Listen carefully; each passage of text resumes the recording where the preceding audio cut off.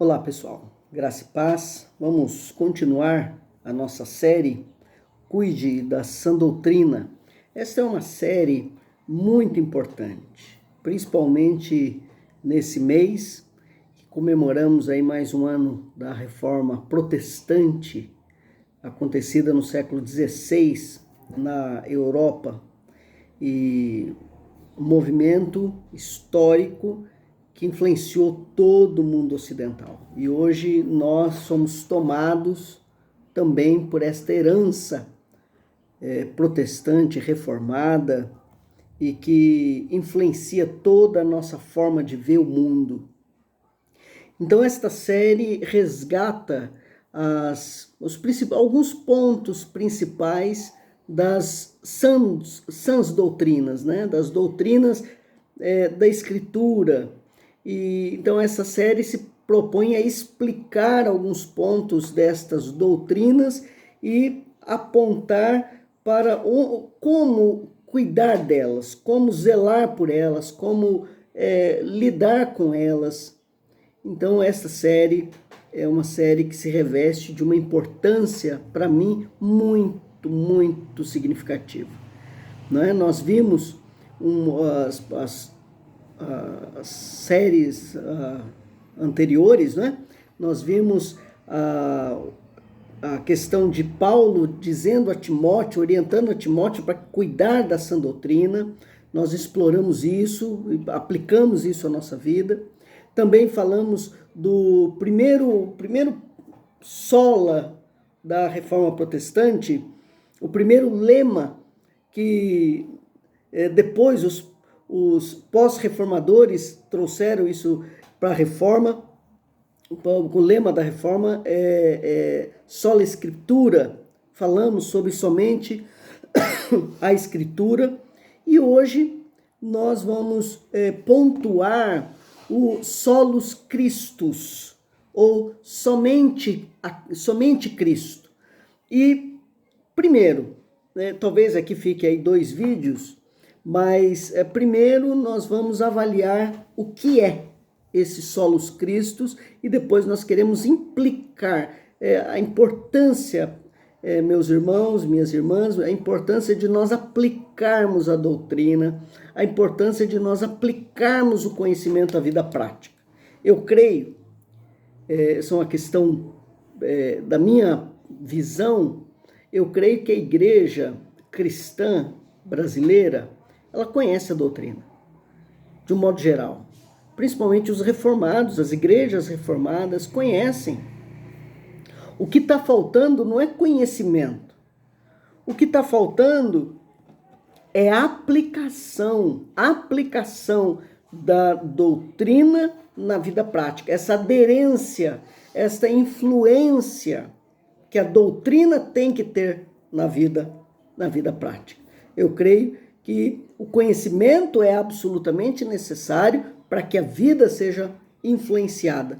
Nós temos hoje, talvez, crentes que conhecem muito a Bíblia, mas vivem pouco a Bíblia. Não é? Então eu creio que esse é um ponto para nós aí começarmos a pensar, aplicando, obviamente, para a nossa vida. Ok? Então eu começo aqui nesse vídeo, Solus Christus, cuidando da sã doutrina, solus Christus. E os princípios basilares, os princípios basilares da Reforma Protestante. Então, como eu disse, não foram lemas que os reformadores, Lutero, Calvino e outros, elaboraram, mas que depois sistematicamente foram elaborados para o movimento reformado, chamado de Reforma Protestante. Então, sola Escritura, somente a Escritura, solus Christo, somente por Cristo, sola Gratia, somente a graça, sola Fide, somente a fé. Vamos pontuar nessa série também o sacerdócio universal dos crentes, batismo infantil, e aí sim, finalmente, sola Dei Glória, somente a Deus toda a glória. Então, eu começo aqui dizendo, outro eixo fundamental da teologia reformada é a respeito de Cristo e da centralidade suficiência e senhorio do Messias sobre tudo. Na verdade, a Reforma Protestante, ela entendeu a centralidade. Eu acho que essa é uma palavra importante. Centralidade de Jesus Cristo. Tudo gira em torno dele, por ele, para ele. Tudo depende desse ministério redentivo em Cristo Jesus. Não é? Então, essa centralidade, suficiência e senhorio do Messias sobre tudo. Não é? Conectando ao que eu falei anteriormente, acho muito interessante que todos nós conhecemos Jesus como Salvador, mas é hora de voltar os olhos para Jesus como Senhor da vida. Mas, muito bem, depois a gente no final voltamos sobre isso. A Reforma Protestante, em sua doutrina a respeito da Escritura, graça e fé, ressaltou que a salvação é somente por Cristo. Ele é o único Salvador. Não há salvação fora de Cristo. Toda teologia é, portanto, cristocêntrica. Essa é uma palavra teológica chave, né? Cristocêntrica significa Cristo é o centro de tudo. Tudo gira em torno de Cristo. E tudo aponta para Cristo. A centralidade de Cristo é o fundamento da Escritura e, portanto, também da teologia reformada. Com isso, queremos dizer que o conteúdo central da Escritura é a respeito de Cristo, da sua pessoa e obra. E presta atenção nisso, o conteúdo central não só dos evangelhos, não do Novo Testamento apenas, mas de toda a Escritura. Se nós olharmos para a Escritura, desde Gênesis, nós vamos perceber esta centralidade, o Evangelho apontando para Cristo, né? Convergindo todas as coisas para Jesus Cristo. A cruz é o centro não só da teologia, mas da história humana, da história redentiva, decretada, planejada por Deus, executada por Deus ao longo da história. Então a cruz é o centro que converge todas as coisas para a glória do Senhor Jesus Cristo. Muito bem, mas aí vem algumas questões importantes. De qual Cristo estamos falando? De qual Cristo? Eu acho muito interessante quando alguns falam assim, eu não sou de igreja nenhuma, eu sou de Jesus Cristo. Eu não sou da igreja A, B ou C, eu sou de Jesus. Aí põe a camiseta, né? Eu sou de Jesus. A ideia é, mas de que Jesus você está falando? Você precisa definir qual Jesus você fala. O Jesus da Bíblia. De qual Bíblia? De qual Jesus que a Bíblia fala? Um Cristo que não salva? Um Deus que não se ira? Um Espírito Santo que não transforma? Uma graça barata, não é? Uma salvação de mentira? Um Cristo derrotado, como a gente vê pelos quadros e pinturas por aí? Um Cristo ainda na cruz? De qual Jesus você está falando? Muito bem. Então, a partir dessas questões, eu quero dividir nosso ponto aqui em 3 partes, não é? Em 3 partes. E aí dividir, acho que talvez em 2 vídeos, né? Mas vamos caminhando aqui. Então, a primeira parte nós queremos falar quem é Jesus Cristo. Segundo, quais os ofícios de Jesus Cristo. E terceiro ponto, a suficiência de Jesus Cristo como Salvador. Mas vamos lá. Caminhamos aqui, primeiro ponto, somente por Cristo. Mas quem é Jesus Cristo? Muito bem. A Bíblia vai revelar a nós com toda clareza os princípios que formam o conceito de Trindade. E nesse conceito, Jesus Cristo é o próprio Deus. A revelação bíblica aponta para Jesus como o próprio Deus, o Deus que se encarnou, o Deus que se fez carne, não é? Então diz lá, eu leio alguns textos aqui, João capítulo 1,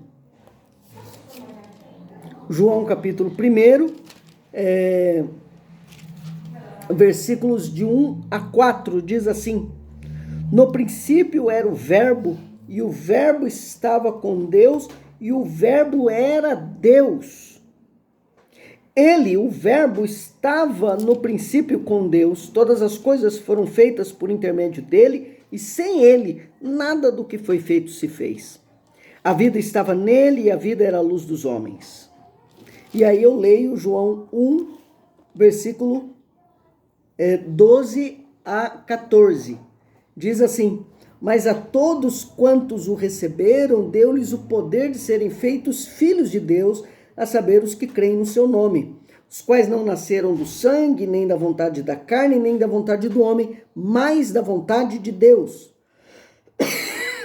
E agora, olha, e o Verbo se fez carne e habitou entre nós, cheio de graça e de verdade, e vimos a sua glória como do unigênito do Pai. Então, esse primeiro texto vai nos mostrar, vai nos dizer com toda clareza que Jesus Cristo, o Verbo pré-encarnado, era Deus. E dentro desse conceito de trindade, é a segunda pessoa da trindade que se relaciona com o Pai e com o Espírito Santo de um modo perfeito. O Verbo estava com Deus, o Verbo era Deus. E vimos a sua glória como do unigênito do Pai, o Verbo que se encarnou e habitou entre nós, cheio de graça e de verdade. Então esse é o primeiro ponto. Jesus Cristo é o próprio Deus, não é? João capítulo 10, versículo 30, eu indico aqui, e diz lá: eu e o Pai somos um. Essa relação trinitariana, né? Essa relação essencial de Jesus e o Pai, eles são um na divindade, não é? Deus é o Pai, e Deus é o Filho, e Deus é o Espírito Santo. Filipenses, um próximo texto nesse ponto, Filipenses capítulo 2, versículos 5 a 11, diz assim, eu leio esse texto, Filipenses capítulo 2, 5 ao 11, diz assim: tende em vós o mesmo sentimento que houve também em Cristo Jesus, pois ele, subsistindo em forma de Deus, não julgou como usurpação ser igual a Deus, antes a si mesmo se humilhou. Antes a si mesmo se esvaziou, assumindo a forma de servo, tornando-se em semelhança de homens e reconhecido em figura humana. A si mesmo se humilhou, tornando-se obediente até a morte e morte de cruz, pelo qual também Deus o exaltou sobremaneira e lhe deu o nome que está acima de todo nome, para que ao nome de Jesus se dobre todo o joelho, nos céus, na terra e debaixo da terra, e toda língua confesse que Jesus Cristo é Senhor, para a glória de Deus Pai. Então, esse texto mostra o ponto aqui do apóstolo Paulo nesse texto é mostrar que Jesus Cristo se humilhou. E esta humilhação é o modelo da humilhação cristã, não é do crente. Mas o ponto meu aqui é mostrar dentro do argumento de Paulo que Jesus, subsistindo em forma de Deus, ele se tornou servo, ele se encarnou e se humilhou. Mas Jesus Cristo, então, é o próprio Deus. Segundo lugar, quem é Jesus Cristo? Jesus é o próprio Deus. Segundo lugar, Jesus é o Filho de Deus enviado. É a ideia do Messias. E isso é uma questão muito importante. Muito importante. Essa palavra Messias vem lá do hebraico e dentro de um contexto do Velho Testamento, daquele que foi prometido por Deus. A palavra Messias é aquele que faz parte de uma promessa do enviado de Deus que vai resgatar o povo do Senhor. Não é? Então, Cristo é o Filho de Deus, o Filho unigênito. E esse Filho de Deus que é o Messias. E Cristo como Filho de Deus, ele é um Filho unigênito essencialmente igual em glória e poder ao Pai e ao Espírito. Então, dentro da essência, ele é igual ao Pai e ao Espírito, porque tem a mesma essência, a divindade, é o mesmo Deus que subsiste em três pessoas. Existencialmente, Cristo é gerado pelo Pai e é subordinado ao Pai. Aí aqui nós estamos falando da trindade econômica, não é? Dos papéis da trindade, das relações entre eles. Então Cristo é eternamente gerado pelo Pai e subordinado ao seu Pai. Por isso que Cristo diz que a sua comida é fazer a vontade de Deus, né? E o Espírito Santo é procedente do Pai e do Filho e subordinado ao Pai e ao Filho. Então é interessante essa ideia, não é, de Cristo essencialmente e existencialmente. Essencialmente é igual ao Pai e existencialmente é subordinado ao Pai. Interessante esse ponto trinitário. A trindade é algo realmente grandioso. E aí eu volto ao tema Messias, que significa ungido, prometido, aquele que foi separado, aquele que foi escolhido, né, para uma função, no caso, para salvação. E eu peço que voltemos os olhos lá para o começo, Gênesis 3, versículo 15. A gente percebe a presença do Cristo pré-encarnado na criação, mas eu olho aqui Gênesis 3, versículo 15, onde Deus dá a sentença para a serpente ali no Jardim do Éden, depois da queda do homem e da mulher, e ele diz no versículo 15, porém inimizade entre ti e a mulher. Deus está falando para a serpente. Porém inimizade entre ti e a mulher, entre a tua descendência e o seu descendente, quer dizer, entre a descendência da serpente e o descendente da mulher. O descendente da mulher, te ferirá a cabeça e tu, serpente, lhe ferirás o calcanhar. Aqui nós temos o chamado proto-evangelho, né? O primeiro evangelho da Bíblia é Gênesis 3,15, onde Deus promete restaurar todas as coisas, restaurar o cosmos, e ele restaura através do descendente da mulher, o descendente de Eva. E esse descendente da mulher prometido aqui é o Messias, e nós vamos perceber que Jesus é o Filho de Deus, Jesus é o Filho, é o descendente prometido que vai resgatar, que resgatou, na verdade, o povo de Deus. Isso é muito lindo, é maravilhoso, não é? E a gente pode ler, claro, João 3,16, o texto, talvez o mais conhecido do Evangelho, né? Se não da Bíblia, João 3,16, que vai dizer com todas as letras, porque Deus amou ao mundo de tal maneira que deu o seu Filho unigênito. A palavra unigênito é o único gerado eternamente pelo Pai. Então, que deu o seu Filho unigênito para que todo aquele que nele crê não pereça, não morra, mas tenha vida eterna. Tenha vida eterna. Não é? E lá em João capítulo 17, João 17, no versículo 21. João 17, versículo 21, diz assim, não rogo somente por esses, mas também por aqueles que vierem a crer em mim por intermédio da sua palavra. E João 17:3, né? E a vida eterna é essa, que te conheçam a ti, o único Deus verdadeiro, e a Jesus Cristo a quem enviaste. Então, a ideia é que Jesus é o prometido e aquele que traz salvação para todos aqueles que creem nele. Jesus é o descendente da mulher. É interessante pontuar, pessoal, que Gênesis capítulo 3:15 é um texto de fato fundamental. Por quê? Gênesis capítulo 1 e 2 mostra a criação, o ideal de Deus, o conceito perfeito de Deus. O capítulo 3 vai pontuar, vai apresentar a queda.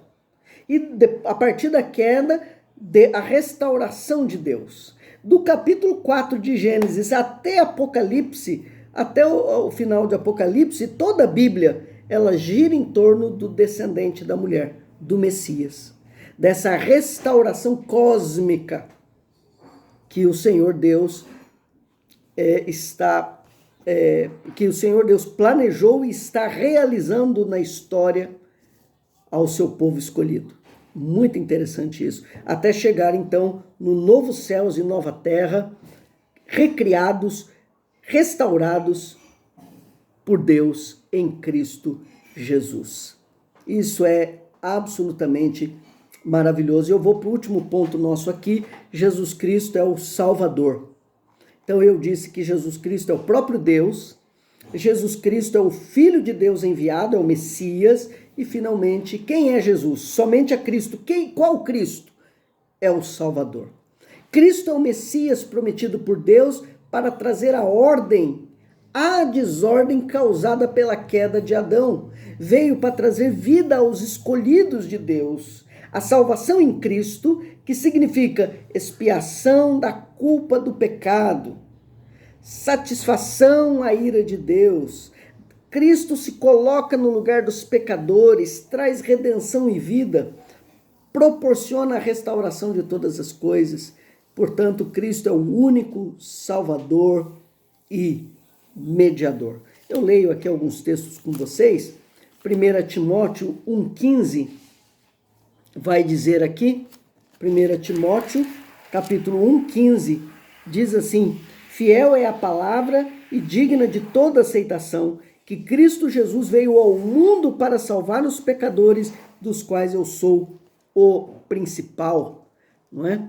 E lá em Atos capítulo 4, versículo 12, Atos 4, versículo 12, um texto lindíssimo, diz assim: e não há salvação em nenhum outro, porque abaixo do céu não existe nenhum outro nome dado entre os homens pelo qual importa que sejamos salvos. Não há salvação sem Jesus Cristo. Em nenhum lugar da Escritura há salvação sem Jesus Cristo. Os crentes do Antigo Testamento foram salvos por Jesus Cristo. E os crentes do Novo Testamento são salvos por Jesus Cristo. E todos os crentes só são salvos por causa de Jesus Cristo.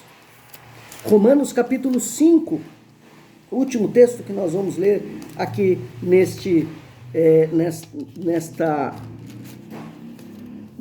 vídeo, Romanos 5, a partir do versículo 6, diz assim: porque Cristo, quando nós ainda éramos fracos, morreu a seu tempo pelos ímpios. Eu leio o 8, mas Deus prova o seu próprio amor para conosco, pelo fato de ter Cristo morrido por nós, sendo nós ainda pecadores. O 15, todavia não é assim o dom gratuito como a ofensa, porque se pela ofensa de um só, está falando de Adão, morreram muitos, muito mais a graça de Deus e o dom pela graça de um só homem, Jesus Cristo, foram abundantes sobre muitos. Eu leio 17, 18, aí eu leio até o 21, né? 17 ao 21. Se pela ofensa de um e por meio de um só, está falando de Adão, reinou a morte, muito mais os que recebem a abundância da graça e o dom da justiça reinarão em vida por meio de um só, a saber, Jesus Cristo. Pois assim como por uma só ofensa veio o juízo sobre todos os homens para condenação, assim também por um só ato de justiça veio a graça sobre todos os homens para justificação que dá a vida. Porque, como pela desobediência de um só homem, muitos se tornaram pecadores, assim também, por meio da obediência de um só, muitos se tornarão justos. Olha a pontuação que faz, a comparação, né? A relação que faz entre Adão e Jesus, o primeiro homem e o primeiro Salvador. Sobreveio a lei para que avultasse a ofensa, mas onde abundou o pecado, superabundou a graça, a fim de que, como o pecado reinou pela morte, assim também reinasse a graça pela justiça para a vida eterna, mediante Jesus Cristo, nosso Senhor. Então, repare que o pecado de Adão trouxe morte a toda a humanidade.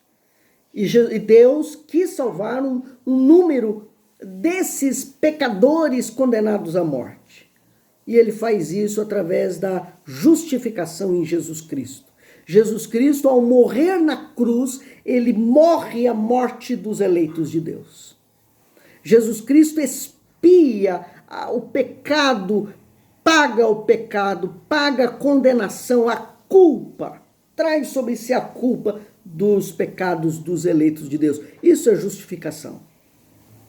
E, portanto, aqueles que estão debaixo da cruz de Jesus, aqueles que estão justificados em Jesus, aqueles que foram salvos em Jesus, agora podem receber a vida eterna. Isso é graça, é ato de Deus dar aquilo que o pecador não merece. O pecador não merece a vida, mas ele recebe a vida por causa do Salvador, de Jesus Cristo. Então esse é o primeiro ponto. Somente Cristo. Mas qual Jesus Cristo? Aquele que é o próprio Deus, aquele que é o Messias e aquele que é o Salvador. No próximo vídeo desta série, Cuide da Sã Doutrina, nós vamos olhar aí somente por Cristo quais os ofícios de Jesus. Aí nós vamos analisar Cristo como profeta, como sacerdote e Cristo como rei. Ok? Não perca. Vamos lá, vamos acompanhar e aprender das sãs doutrinas do Senhor nosso Deus. Que Deus abençoe a todos. Até o próximo vídeo, pessoal.